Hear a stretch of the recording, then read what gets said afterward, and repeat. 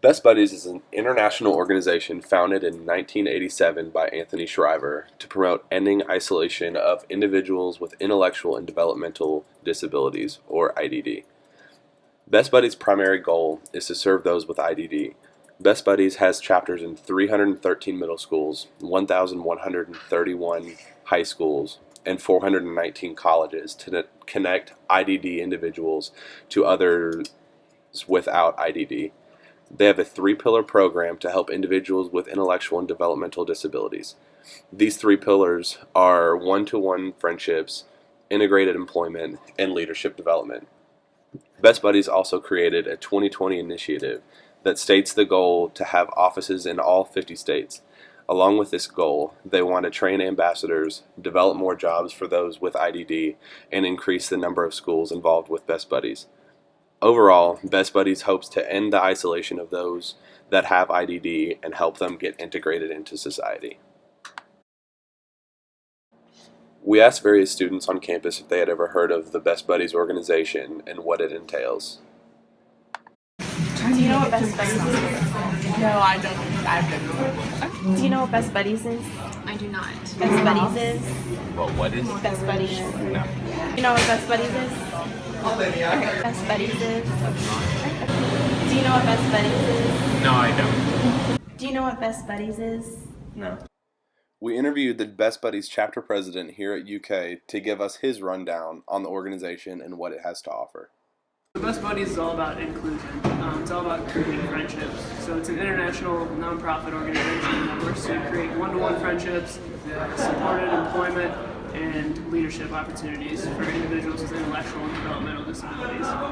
So here at UK, we match up students in Kentucky and individuals with intellectual disabilities in the Lexington community, and we kind of just facilitate and generate those genuine friendships and interactions between people with and without disabilities, because everyone can use a friend, and it's just great to spread inclusion and to integrate both people with and without disabilities throughout the community and here at the university.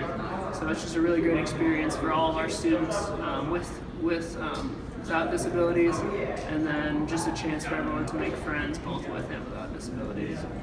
I asked two of my friends and Best Buddies to give us their definition of what the club was and some of the things they did with their buddies. What is Best Buddies?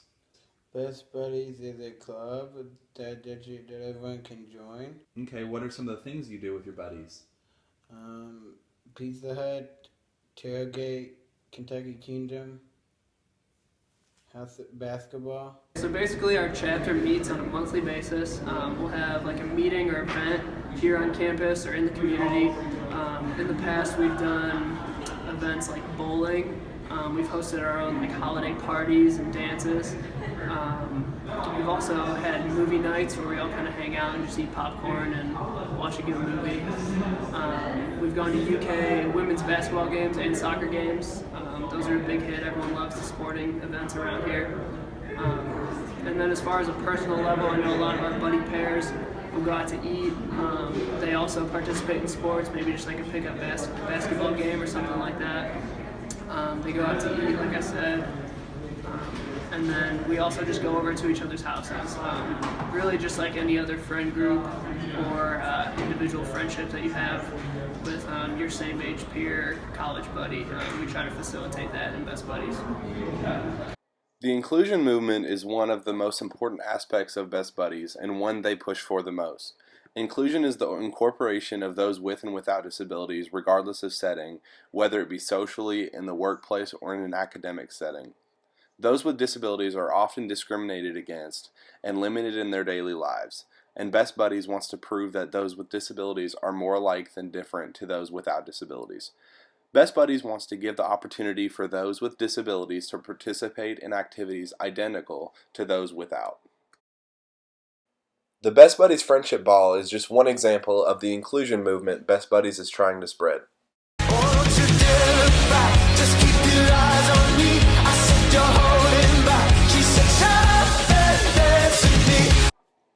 The R Word campaign directly correlates with Best Buddies and the Spread the Word to End the Word movement. The R word is the term retard, a word Best Buddies and the Spread the Word to End the Word campaign is fighting to make extinct. The R word is derogatory, offensive, and unnecessary regardless of situation. Even when the term isn't meant to be malicious, the term is still offensive to not just those with disabilities, but those without as well. Many people will argue the term retard comes from mental retardation, a long-time medical term to describe someone with an intellectual disability.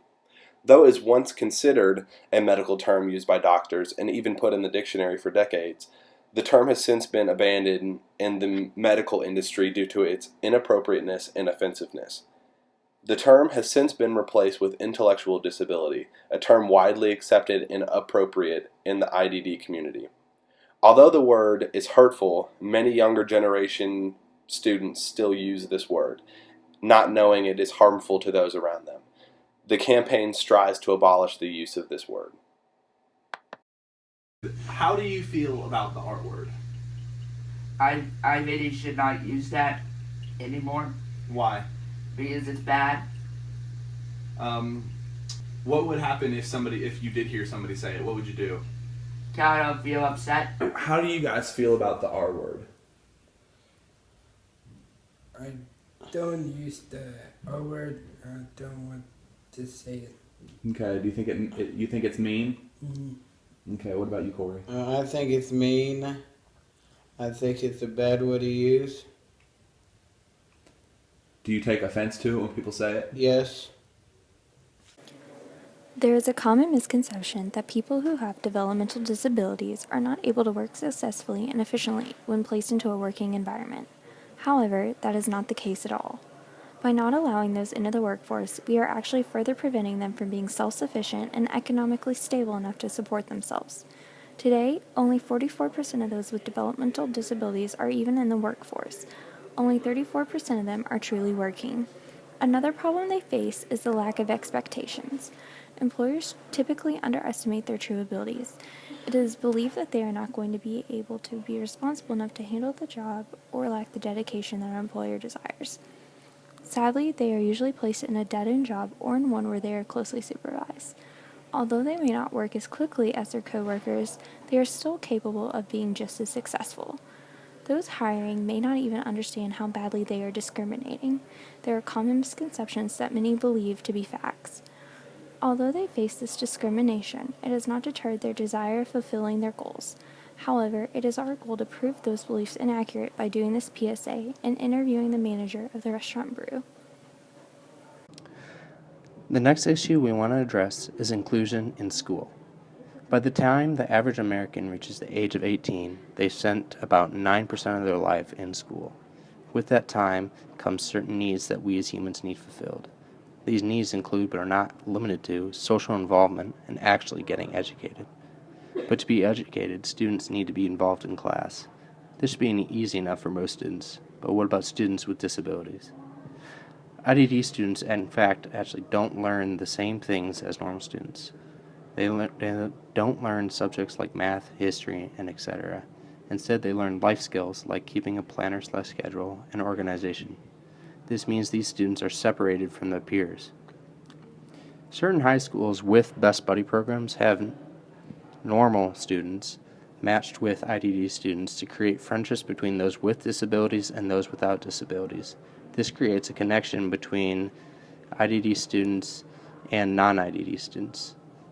I think I have a pretty unique perspective as a special education major just on the different aspects of inclusion, both in the education setting and outside of the school. So as this project has told you, inclusion is very important to get our individuals with disabilities in the general education setting, and just to, kind of like we do here, facilitate those genuine relationships between peers, but also to just expose them to the general education curriculum and have them learn all the different types of things that normal and typical developing students are learning. But as great as that is, a lot of times that doesn't happen just depending on individual students' needs and the different types of instruction they need. So Best Buddies is really important both here and at other schools and institutions, just because if those students don't get that inclusion in the classroom, they get to experience that inclusion in a different aspect with socialization and peer relationships through Best Buddies. So I think people on campus should join Best Buddies because, one, it promotes inclusion, which is a great thing. Like I said, both for people with and without disabilities. It creates acceptance and just promotes friendship as a whole. Another thing, and I know a lot of people will say this about the organizations, but it really will change your life. I joined last year, and getting matched up with my buddy Jay has just been a truly life-changing and blessed experience.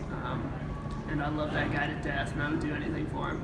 So just joining the organization, building friendships here on campus and both with people with disabilities is just a really great experience, and it can really change your life.